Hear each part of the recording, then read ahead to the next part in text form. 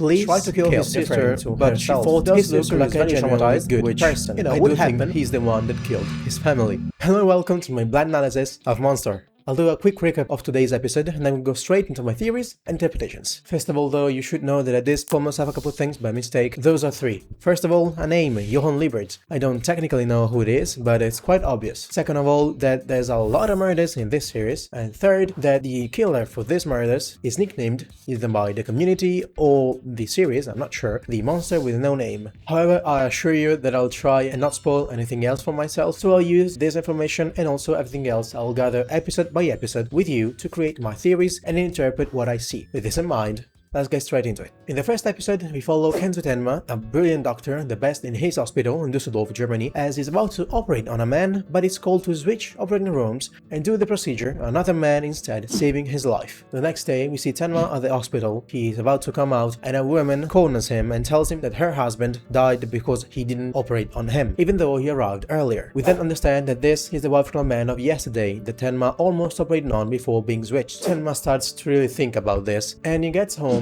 thinking that he only did what was the right thing to do, that being following orders. He asks his fiancée, the director's daughter, and she responds that of course he's right, because not all lives have the same value. This puts Tenma in a frenzy and he starts questioning his work. That same evening, Tenma brings home his fiancée and has a chance to talk with the director. As he talks with the director, however, we can see that his self-doubt becomes even stronger as the director says that a doctor's priority isn't human life but research. From this, we switch to a crime scene at House Liebert, a family of political refugees. As they enter the crime scene, we see two dead bodies, mother and father, their daughter visibly shocked in another room, and their son on the ground with a bullet wound to the head, but somehow still alive. Tenma is called in emergency to operate on the child, gets to the hospital, and is almost ready to proceed when he gets another call to switch operating rooms at the last second to operate on someone more important. But this time, thinking again to the Turkish man's wife, he turns around and goes to operate on the child. This ends the episode and brings me directly to my character analysis and theories.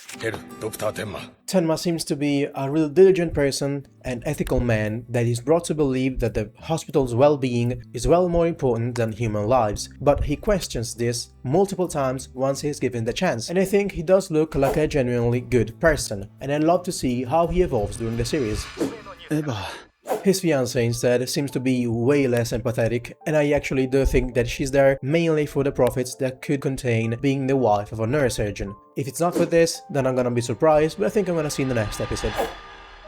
The director instead is written as very devious and obviously wants to give out the vibes of someone that is not to be trusted in any way. He seems to manipulate Tenma to not care about human lives as long as their deaths doesn't bring problems to the hospital, and is generally always portrayed as someone that wants to do everything he can to obtain the most benefit to himself. Of course, I've seen very little of him, but if I'm right in what he seems to be representative of, then I don't think we're gonna see a redemption arc of sorts.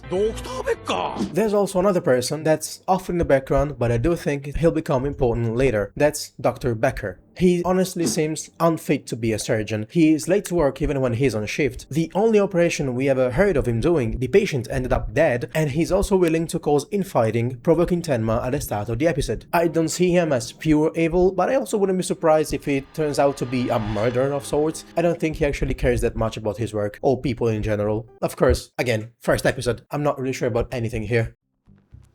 And lastly, the boy from the Liebert household. I do think this could be the Johann I've heard about, and if that's the case, I also think he's gonna be the killer from this series. Of course, I'm aware that knowing this, I'm probably gonna be biased. Still, I do think he's the one that killed his family. I have various proof of this, and I'm gonna show you them right now. First of all, what we see of him the first time in television, we actually see that he's completely detached. He's the only one that isn't feeling any visible emotions, and he's looking around completely disinterested in anything. Also, the police did mention that in the house were heard 5 to 6 gunshots, which, to my knowledge, it would be a bit too much for a professional killer to waste on 2 people while living alive 1 person and almost dead another. And I don't think the Liebert family had any enemies yet, since they just moved into town. There's also the window, his bullet wound, and his sister that all prove this theory. His sister is very traumatized, which would happen when you see your brother taking out your whole family, probably trying to include you in that. Second of all, the window is broken, but there are no shards inside, so it was broken from the inside out, and that is probably the result of a fight between the two that ended up with an accidental shot toward his head. I do think that the most likely outcome is that he killed both his parents, tried to kill his sister, but she fought and he wasn't able to fight her off, so either he shot himself on accident or she shot him in self-defense. Also, another little thing, this sister,